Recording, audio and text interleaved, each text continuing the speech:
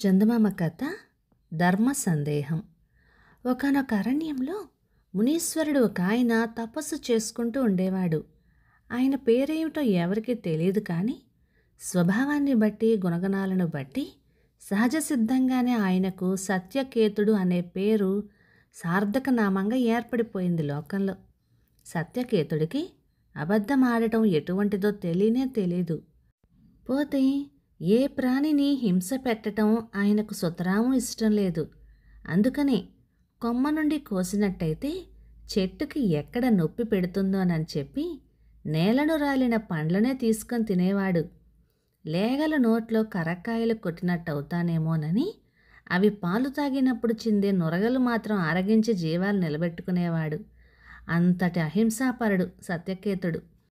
ఒకనాడు సత్యకేతుడు తన ఆశ్రమంలో దర్భాసనం మీద కూర్చొని రుద్రాక్షమాల తిప్పుకుంటూ జపం చేసుకుంటూ ఉన్న సమయాన ఒక అడవి పంది ఉరుకులేసుకుంటూ పరిగెత్తుకు వచ్చి ఆయనకు సమీపంలో ఉన్న ఒక పొదలో దూరింది.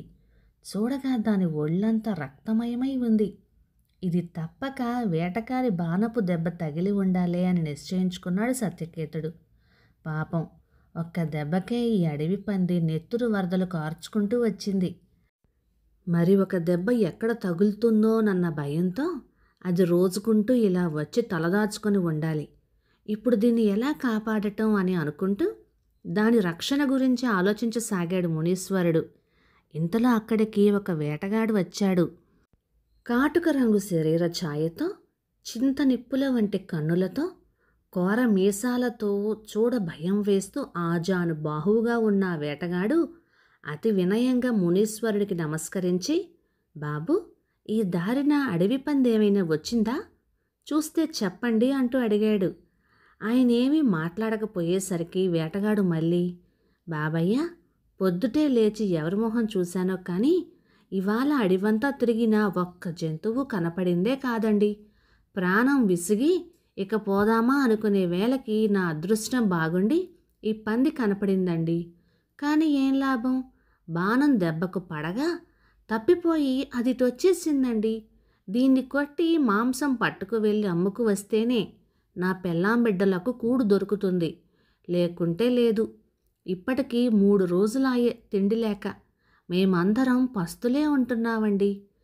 ఇది దొరక్కపోతే ఇవాళ కూడా మేము ఆకలి కడుపులతో మాడి ఉండవలసిందే అంటూ తన సంసార బాధలు చెప్పుకొని దీనంగా మొత్తుకున్నాడు. ఇంతవరకు పంది అవస్థ చూసి జాలిపడిన సత్యకేతుడికి వేటగాని ఆవేదన చూసి మరింతగా మనస్సు నీరైపోజొచ్చింది.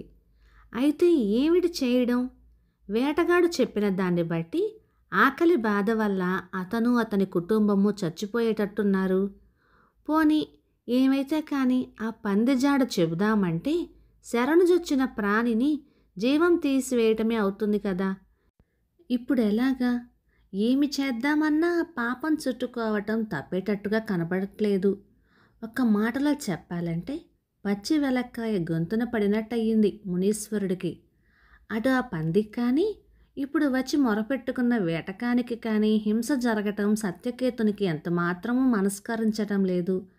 అందుకని కాస్త తీవ్రంగా ఆలోచించి ఆయన, అబ్బి, పందిని చూస్తే చెప్పమని కోరావు, కానీ చూసేవి కళ్ళు, చూసింది చెప్పటం కళ్ళకు చేత కాదు. ఒక్క నోటికి మాత్రమే మాట చెప్పగల శక్తి ఉన్నది. అయితే ఏం లాభం? నోరు చూడలేదు కదా. చూడనిది నోరు ఏం చెబుతుంది అని వేటగానికి జవాబు చెప్పాడు.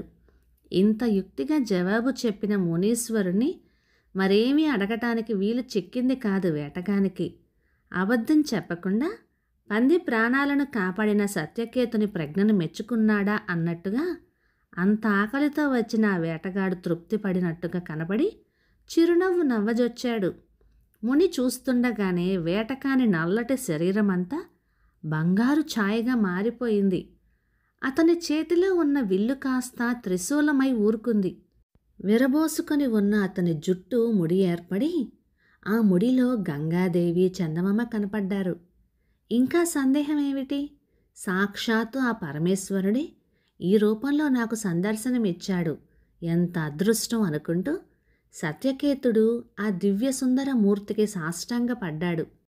పరమేశ్వరుడు అతన్ని లేవతీసి, ఓయి సత్యకేతు, నీవు అవలంబిస్తున్న అహింసా వ్రతానికి అసత్యమాడకపోవటానికి మధ్యన చిక్కు ప్రశ్న కల్పిస్తే నీవు ఎలా నెగ్గుతావో చూద్దామనే సంకల్పంతోనే ఈ సమస్య కల్పించాను. నీ బుద్ధిబలం వల్ల సత్యవ్రతాన్ని అహింసా వ్రతాన్ని కూడా చక్కగా కాపాడుకున్నావే, ధర్మాన్ని నిలబెట్టావు, పరీక్షలో నెగ్గావు అని సంతోషాన్ని తెలియపరిచాడు స్వామి. అందుకు సత్యకేతుడు, దేవా, అంతా నీ అనుగ్రహం అన్నాడు. అప్పుడు పరమేశ్వరుడు, సత్యకేతు, నీవు కళ్ళతో చూసి నోటితో చెప్పలేకపోయినా ఆ వరాహలలన ఎవరో తెలుసా అన్నాడు. ఇలా అంటూ ఉండగానే పొదలో దాగి ఉన్న అడవి పంది మాయమై ముసిముసి నవ్వులతో పార్వతీదేవి చెక్కా వచ్చి ఈశ్వరుని పక్కన నిలబడింది. ఈ మాయకు తన్మయుడై సత్యకేతుడు పురాణ దంపతులను స్తోత్రం చేశాడు. అప్పుడు వారు ఉభయులు కలిసి, ఓయి భక్తాగ్రేసరా సత్యకేతు, ధర్మరక్షణ చేసిన నీ చాకచక్యానికి మేము సంతోషించాము. నీకేమి వరం కావాలో కోరుకో అన్నారు. అందుకు సత్యకేతుడు, పుణ్య దంపతులారా, మీ దర్శన భాగ్యం కంటే నాకు కావలసిందేమిటి? అయినా మీరే నా పైన అనుగ్రహం ఉంచి కోరుకోమన్నప్పుడు వద్దనటం వివేక లక్షణం కాదు కాబట్టి ఇక ముందు కూడా ఈ 2 ధర్మాలను నేను తప్పక నెరవేర్చి ఈ ప్రతిష్ఠ నిలబెట్టుకోగలిగేటట్టుగా దీవించండి చాలు అన్నాడు. అతని కోరిక వినివారు చిరునవ్వు నవ్వారు. ఇంతలో ఒక విమానం భూలోకానికి దిగివచ్చి వారిని గగన మార్గాన తీసుకుపోయింది. ఆనాటి నుంచి సత్యకేతుడు జీవితాంతం వరకు తను సత్య అహింసా వ్రతాలను నెరవేర్చటమే కాక తన ఆశ్రమంలో శిష్యగణానికి అంతటికీ ఈ సుగుణాల యొక్క ప్రభావాన్ని బోధ చేసి తరించాడు. కథ సమాప్తం.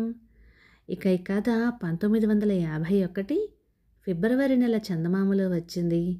రచయిత ఆర్ కృష్ణమూర్తి గారు, మద్రాసు నుంచి. ఇక ఈ కథ మీకు నచ్చినట్లయితే లైక్ చేయండి, షేర్ చేయండి. ఇలాంటి మంచి తెలుగు కథల కోసం మన ఛానల్ని సబ్స్క్రైబ్ చేయండి. Thank you.